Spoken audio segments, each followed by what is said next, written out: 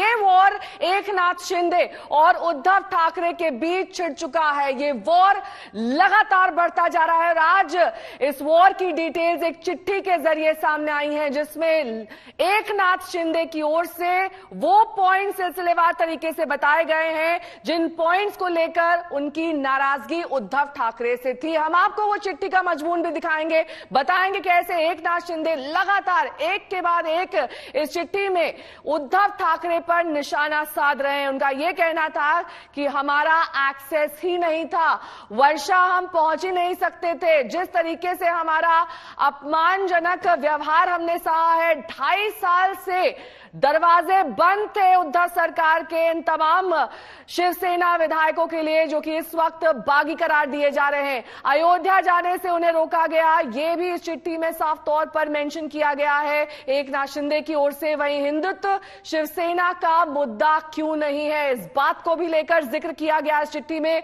जो कि एकनाथ शिंदे ने उद्धव ठाकरे को लिखी है। ये लेटर बम आपसे कुछ देर पहले सामने आया, जिसमें क्या कुछ लिखा गया है ये हम आपको दिखा रहे हैं कि सीएम निवास पर एंट्री क्यों नहीं थी। सीएम निवास, जो कि वर्षा जिसे कल उद्धव ठाकरे ने छोड़ दिया था, वहां पर एकनाथ शिंदे और तमाम कई और ऐसे विधायक हैं जिनका कहना था कि वहां उन्हें एक्सेस ही नहीं था।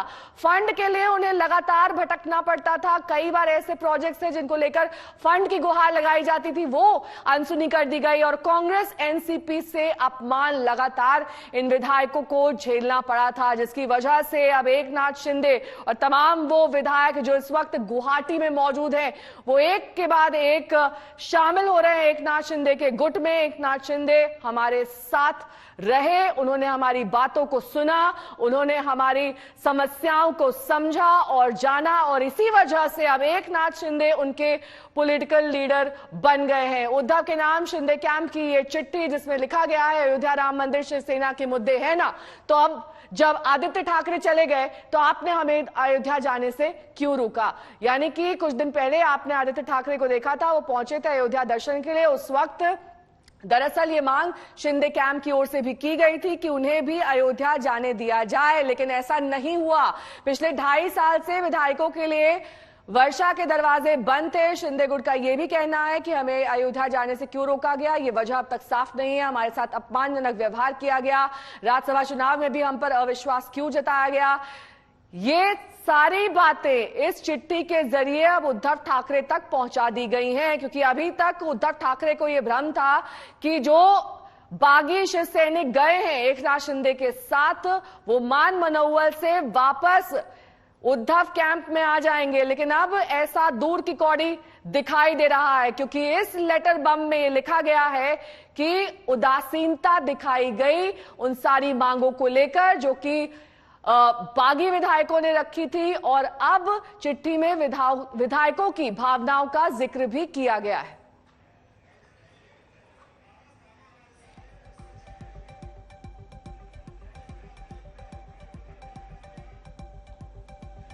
पारस दामा मेरे सहयोगी इस वक्त तमाम जानकारी के साथ जुड़े हैं। पारस, देखिए जो लेटर सामने आया है जो कि एकनाथ शिंदे ने उद्धव ठाकरे को लिखा है, एक एक करके सिलसिलेवार तरीके से उन्होंने परतें खोल दी हैं कि क्या कुछ घट रहा था उनके साथ पिछले 2.5 साल से, और उनके साथ नहीं, उन तमाम बागी विधायकों के साथ भी।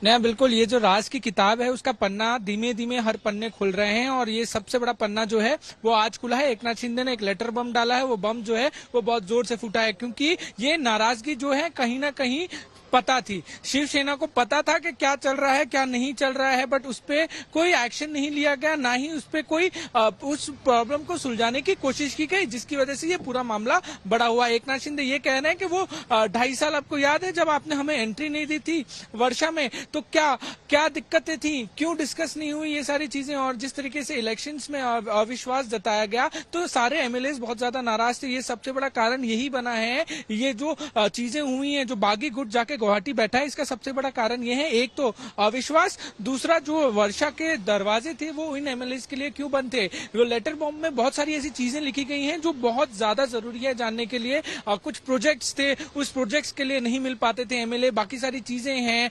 टाइम नहीं मिल पाता था सीएम से मिलने के लिए। तो बहुत सारी ऐसी महत्वपूर्ण चीजें हैं जिसकी वजह से एमएलए जो हैं बहुत ज्यादा दुखी थे। और इस बीच एमएलए का हाथ किसने पकड़ा? एकनाथ शिंदे, जो वैसे भी गुट के लीडर माने जाते हैं। जिस तरीके से उनका शिवसेना के साथ एक रन रहा है, शिवसेना के साथ पूरा जीवन रहा है उनका, इसमें उन्होंने लोगों को संभाला ही है। हम 2019 की बात करें, मैं थोड़ा पीछे जाना चाहूंगा। 2019 में भी ऐसी सिचुएशन बनी थी जब सरकार बनानी थी शिवसेना को। उस समय एकनाथ शिंदे वो व्यक्ति थे जिन्होंने सारे एमएलए को एक साथ रखा था, जोड़ के रखा था, और उनकी भी मदद की और सरकार की भी मदद की, जिससे 3 पहिए वाली सरकार जो है आराम से बन सके और आगे बढ़ सके। एकनाथ शिंदे का भरोसा दिखाने का यही कारण है कि वो उनकी प्रॉब्लम्स को समझते हैं, उनकी दिक्कतों को समझते हैं। लेटर बम, बहुत बड़ा बम जो है वो गिराया है और अब जो है सीधे तौर पे अटैक पे आए हैं, फ्रंट फुट पे खेल रहे हैं एकनाथ शिंदे, क्योंकि अब जो वो जादुई आंकड़ा है वो ज्यादा दूर नहीं है। जिस तरीके से, जिस फ्लो में लोग मुंबई से गुवाहाटी जा रहे हैं, तो हम मान के चल सकते हैं कि जल्द से जल्द जो है ये पता आधिकारिक तौर पर चल जाएगा कि अब वो जादुई आंकड़ा जो है वो छू सकते हैं, बहुत जल्द छू सकते हैं। तो इस बीच यही सबसे महत्वपूर्ण बात है कि अब एमवीए सरकार किस तरीके से आगे बढ़ेगी।